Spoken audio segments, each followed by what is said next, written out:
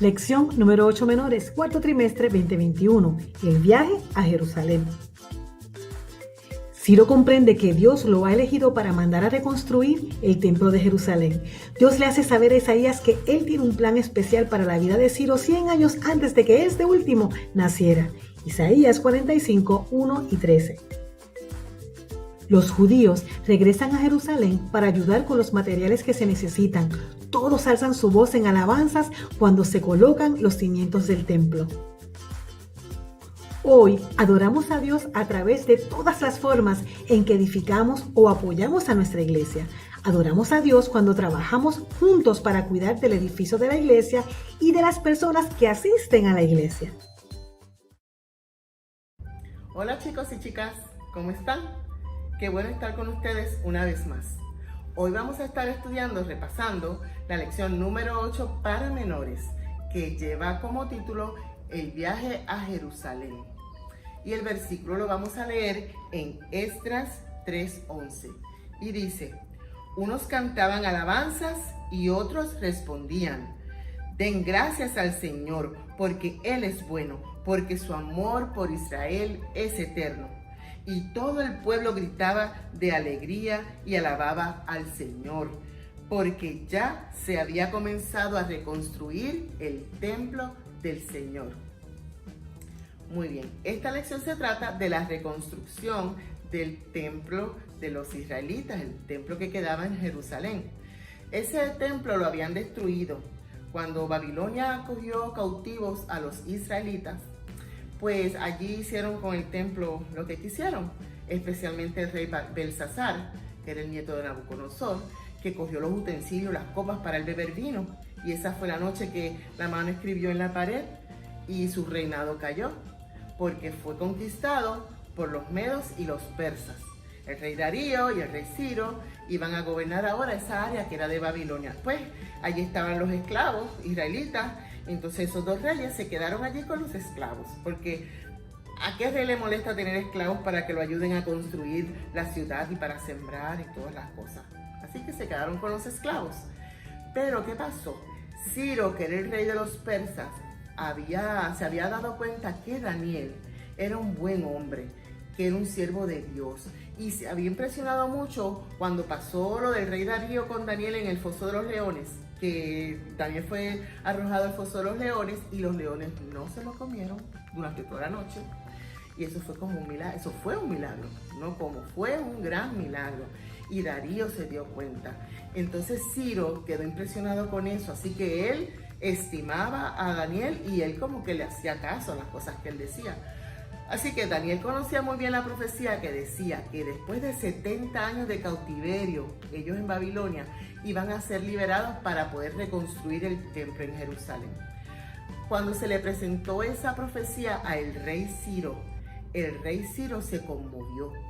Porque miren, ahí en Isaías, en el capítulo, creo que es 45, dice que la profecía menciona hasta el nombre de Ciro ahí, y dice que Ciro iba a ser un buen rey, que iba a ser un gran rey, que iba a conquistar muchos pueblos, que Dios le iba a facilitar las cosas y le iba a dar poder, y que Ciro debía entonces liberar al pueblo de Israel y ayudarlo y dejarlos a ir a reconstruir el templo en Jerusalén, que quedaba en Judá. Jerusalén quedaba en la ciudad de Judá. Cuando Ciro se le presentó esa profecía, y él dijo, pero esto se escribió hace 100 años, antes de que yo naciera. Él se impactó, se impresionó, y Dios lo utilizó. Y él dijo, miren, vamos a hacerlo. Váyanse libres y vayan allá a Jerusalén y reconstruyan su templo. Él no solamente le dijo, váyanse, él le dijo, todo el mundo que tenga oro y que tenga plata, ayúdenlo. Vamos a ayudarlos para que vayan allá y reconstruyan y vuelvan a poner bien bonito el templo de Jerusalén. Así que alguna parte del pueblo se fue. Una pues se quedó. Siempre se queda alguien, ¿verdad? Que está ya acostumbrado a vivir ahí. Pero los ayudaron. Les dieron caballos, les dieron burros. Fueron con un montón de burros, un montón de caballos.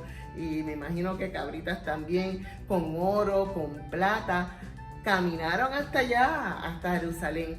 Al principio, el pueblo de Israel que salió del cautiverio, y fue hasta Jerusalén, hasta Judá, que es donde queda Jerusalén. Ellos se fueron como a sus regiones donde vivían antes de ser cautivos.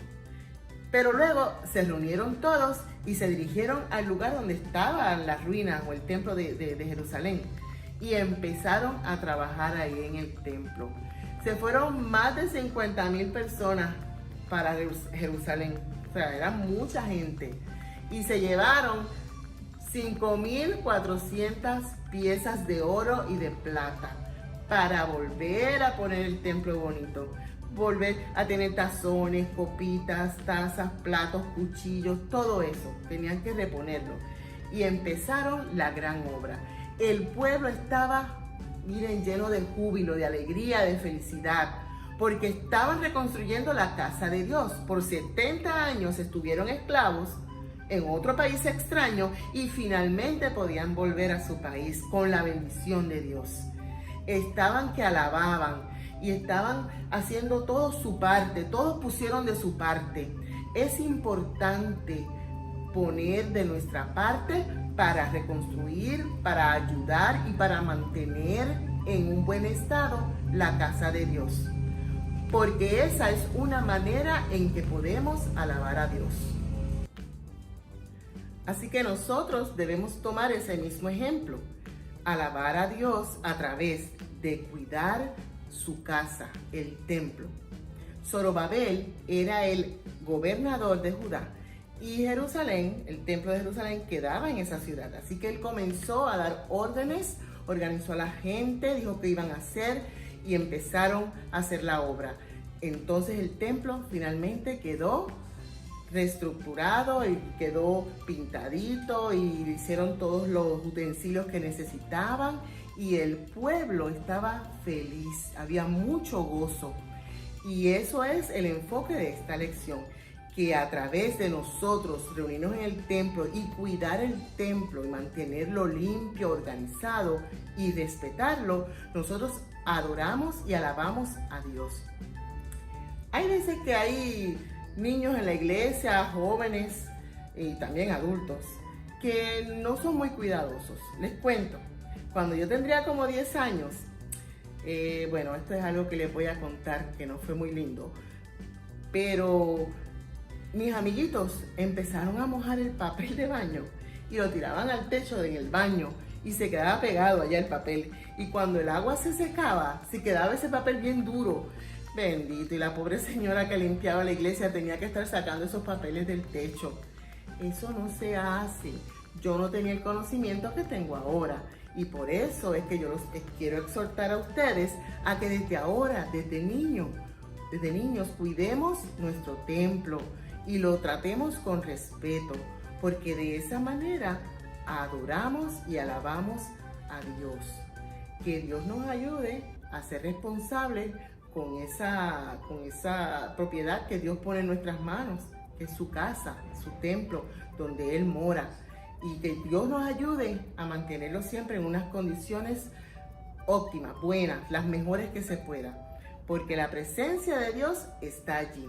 Y Dios no es un Dios que le gusta estar y que le agrada estar en un sitio desorganizado o sucio. Cuando estuvimos sin reunirnos durante esta situación de esta pandemia, muchos de nosotros añorábamos volver a nuestros templos. Ahora ya estamos volviendo, gracias a Dios. Y qué bonito es volver al templo bien cuidadito y arregladito. Lo extrañábamos, ¿verdad? Así que si amamos nuestro templo, porque amamos al Dios que mora en el templo, debemos de también ser responsables y cuidarlo. Que Dios nos ayude en esa encomienda. Dios me los bendiga. Los quiero mucho. Bye.